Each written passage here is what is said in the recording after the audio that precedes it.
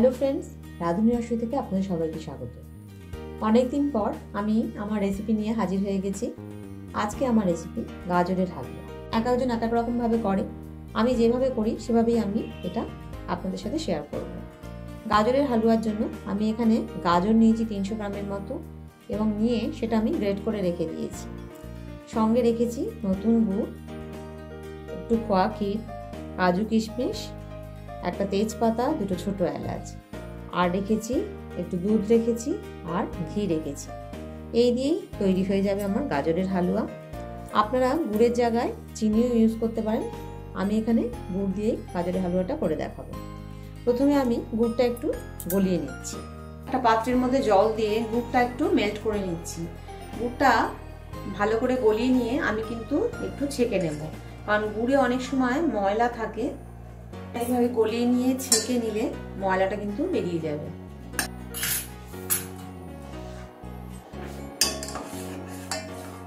গুড়টা আমার জাল দেওয়া হয়ে গেছে। এবার আমি গ্যাসের ফ্লেমটা অফ করে দিলাম। গুড়টা এবার আমি একটা পাত্রে ছেঁকে নিচ্ছি। এখানে আমি একটা কড়া বসিয়ে দিয়েছি হালুয়াটা বানানোর জন্য। কড়ার মধ্যে আমি 2 চা চামচ ঘি দিয়ে দিলাম।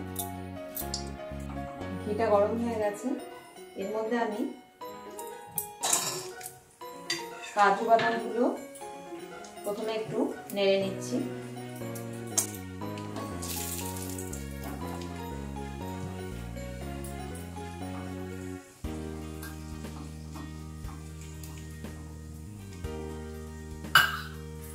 কিশমিশগুলো একটু নেড়ে নিচ্ছি।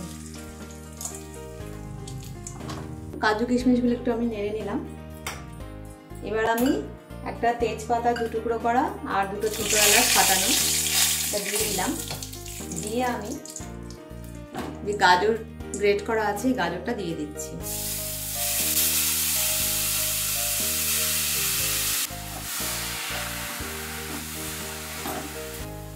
আপনারা চাইলে ঘিয়ের পরিমাণটা আর একটু বাড়িয়ে দিতে পারেন।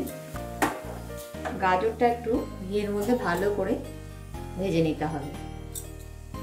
আমি এখানে 1 পিঞ্চ মতো একটু নুন দিয়ে দিলাম। আপনারা এটা নাম দিতে পারেন। দিয়ে গাজরটা একটু নেড়ে চেড়ে নিচ্ছি। গাজরটা নেড়ে নিয়ে উপর থেকে একটু ঢাকা দিয়ে দিলাম, ভালো করে গাজরটা একটু নরম হওয়ার জন্য।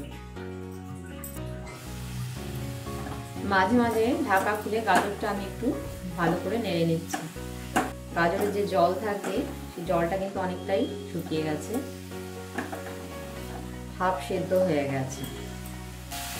আমি এখানে 2 চা চামচ ঘি দিয়েছিলাম। সেই ঘিয়েই কাজু কিশমিশটা ভেজে তার মধ্যেই আমি কিন্তু গাজরটা নেড়ে নিচ্ছি। গাজরটা কিন্তু খুব ভালো করে ঘিয়ের মধ্যে নাড়া হয়ে গেছে। এবার আমি এতে দিয়ে দিচ্ছি যে 1 কাপ দুধ রেখেছিলাম, এই দুধটা আমি দিয়ে দিচ্ছি। আর দিয়ে দিচ্ছি খোয়া ক্ষীর।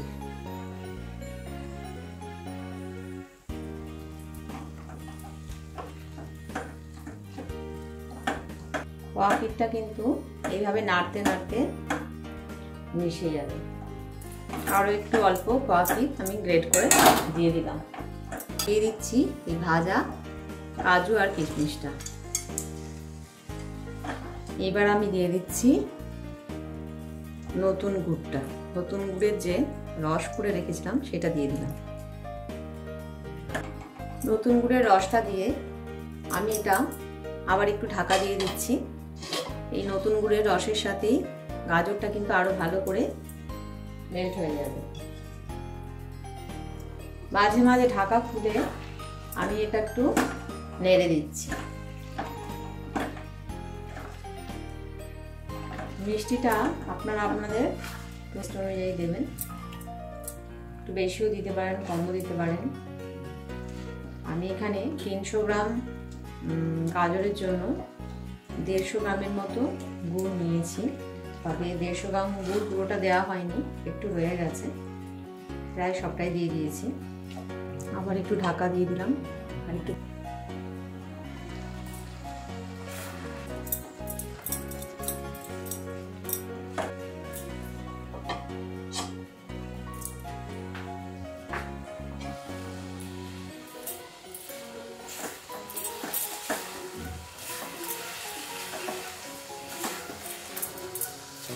দেখুন গাজরের হালুয়া কিন্তু আমার তৈরি হয়ে গেল।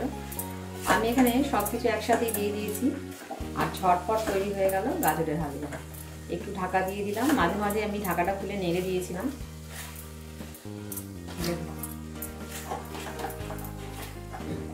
নতুন গুড় দিয়ে তৈরি হয়ে গেল গাজরের হালুয়া।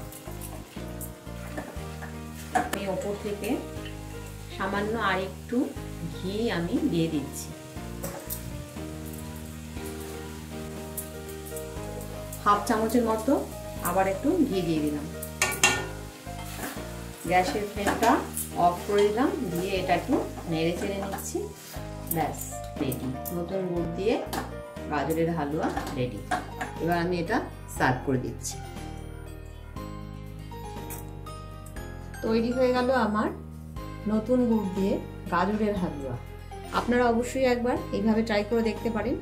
এই নতুন গুড় দিয়ে গাজরের হালুয়া খেতে কেমন লাগে। এটা কিন্তু খেতে সত্যি খুবই ভালো হয়। যদি ভালো লেগে থাকে রান্নাটিকে লাইক ও শেয়ার করার অনুরোধ রইল। নতুন বন্ধুদের আমার সাবস্ক্রাইব করার অনুরোধ রইল। পাশে থেকে বেল আইকনটা অবশ্যই প্রেস করবেন, তাহলে আমি নতুন নতুন রান্নার আপডেটগুলো সহজেই পৌঁছে যাবে। সুস্থ থাকবেন, ভালো থাকবেন, ধন্যবাদ।